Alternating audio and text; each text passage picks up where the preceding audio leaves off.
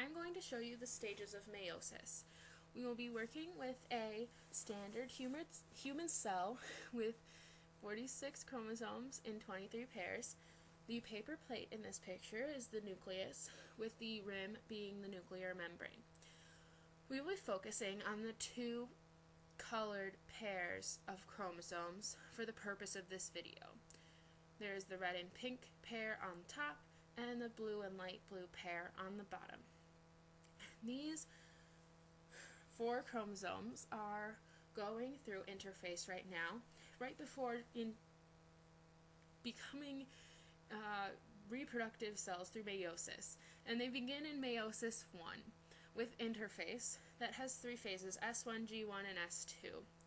And so in S1, which is synthesis, the DNA replicates, and so now these chromosomes are sister chromatids held together by a centromere. They are still in their homologous pairs, but the DNA is doubled. So this leads us to prophase 1, which is when the nuclear membrane dissipates. The centrioles head to the poles of the cell and the spindles start to form.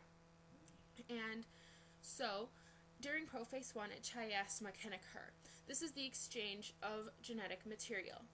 And basically what happens, the chromosomes of a pair of chromosomes cross, and genetic material switches sides. And so the genetic code is different. And this leads us then into metaphase 1, which is where this chiasma can be very visualed. And the sister chromatids line up on the equator. This is very different from mitosis, because in mitosis it's the sister chromatids in a line, and this is the sister chromatids in pairs on the equator.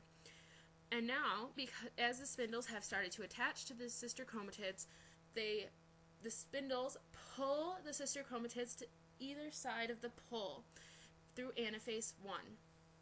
And they pull the sister chromatids from their pairs. So this is different from mitosis.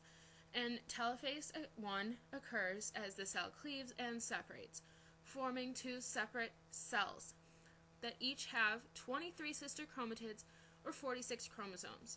This sounds like it could be a normal cell, but it can't be, because it does not have the same genetic material.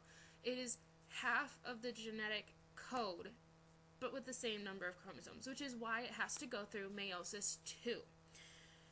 And meiosis 2 begins with prophase 1, because it does not go through interphase again, which is why there's only half of the genetic material.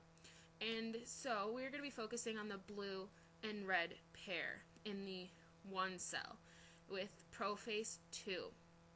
If there had been a nuclear membrane that formed between meiosis 1 and meiosis 2, which is possible, it would dissipate, and the centrioles go to the poles and the spindles start to form, just like in mitosis, just tweaked a little bit.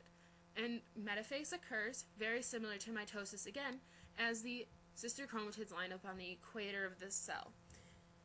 And now in anaphase, these sister chromatids are pulled apart by the spindles, and they head to either end of the poles of the cell. And so now telophase occurs, separating the cells from each other, and we end up with the 2 cells. But keep in mind, this also occurred to the pink and light blue sister chromatids. And so we end up with 4 daughter cells with half the genetic content of the original cell, because of the lack of interface between meiosis 1 and meiosis 2. And so you have a variation of your DNA, because you have half of the homologous pair in each of these cells. And because of chiasmata, the genetic code can be different even within the cells. That is the stages of meiosis, and I hope you learned a lot.